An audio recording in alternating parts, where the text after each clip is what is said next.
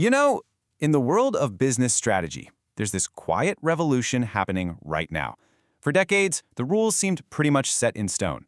But the thing is, today's winners, well, they're not just playing the game better. They're playing a totally different game. So let's dive right in. Think about three giants, right? Spotify, Uber, and Amazon. I mean, yeah, they're huge tech companies, we all know that. But what's the real thread, the thing that connects their strategies at the deepest level? Well, the answer is actually pretty simple, but it's also incredibly powerful. These companies didn't just make things a little bit better. No way. They looked at the old rules, the established way of doing business, and they broke them. They completely tore up the playbook. And that idea, that the old rulebook is broken, that's exactly where we're going to start. We're going to dig into why that classic business school strategy, the one that's been taught for, forever, just isn't cutting it anymore. So for years, and I mean decades, the gold standard was something called Michael Porter's value chain. And the idea was super straightforward, right? A company is just this linear chain of activities, from getting raw materials to serving the customer. The winning move? You had to own and perfect every single link in that chain. But that is exactly where everything has changed. We're not in a world of total ownership anymore. We're in an age of surgical precision. The new game isn't about doing it all yourself. It's about taking that old chain, pulling it apart, and being absolutely ruthless about focusing only on the parts that give you a real lasting edge. Okay, so if the old playbook is out the window, what's the new one? This is where we get to the core idea of this whole explainer: value chain deconstruction. Seriously, just think of it as strategy through disassembly. It's all about taking things apart.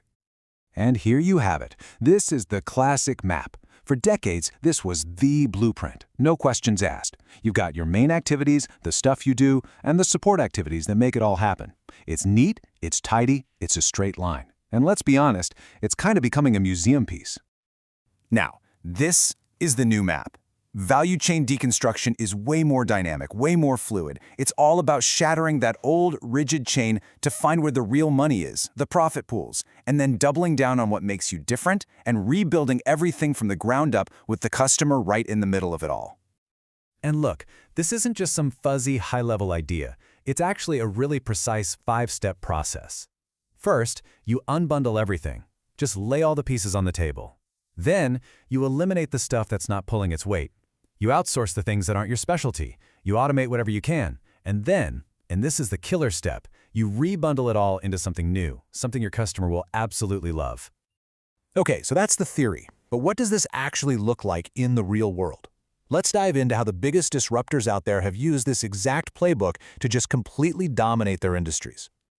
All right, first up, Spotify. You remember the old music industry, right? It was this slow, clunky machine controlled by record labels and big box stores. Spotify didn't just tweak it. They took a stick of dynamite to it. They got rid of CDs and stores. They made the big labels less powerful. And they used AI to build a custom-made music experience for every single person. See, they're not just selling songs, they're selling you control over your own soundtrack. And you know what? It's the exact same playbook with Uber. They went through the old taxi experience and found every single pain point. I mean, not knowing where your cab is, the awkward price negotiation, the totally inconsistent service, and of course, fumbling for cash at the end. Then they just fixed all of it. They rebuilt the whole thing on a single app and solved every single one of those problems.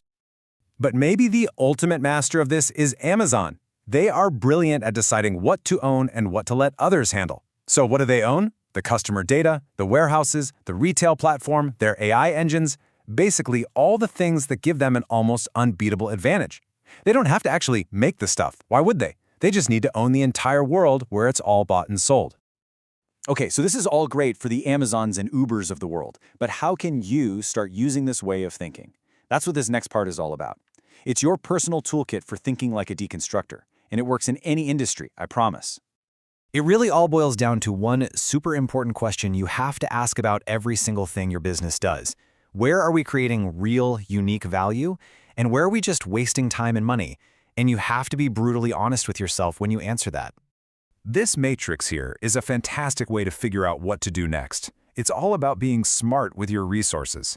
So if something is costing you a lot but not giving you much value, you got to get rid of it or give it to someone else. But if it's high cost and also high value, bam, That's your sweet spot. That's where you pour in your energy, where you innovate, where you build your fortress. This simple grid can help you make those really tough calls. Okay, so once you've taken everything apart and trimmed the fat, that's when the real magic begins, the rebundling. This is how you build your new competitive moat.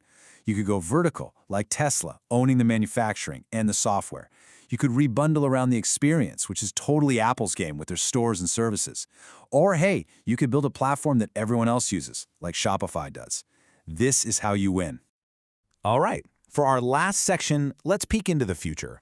Because this whole deconstruction thing, it's not slowing down, not at all. In fact, it's speeding up and turning into something even crazier. Honestly, the whole idea of a linear chain is starting to feel pretty old-fashioned. We're moving towards a world of intelligent networks. Think about it. AI is going to create supply chains that can basically think for themselves. Platforms are going to replace entire internal departments. We're really walking into an era where businesses are more like flexible, living ecosystems. So if you remember just one thing from all of this, let it be this. The future of winning isn't about owning the whole factory. It's about being incredibly smart about where you play. So the question you should be asking yourself isn't, how can we do everything a little bit better? The real question is, what are the handful of things that only we can own that nobody else can touch?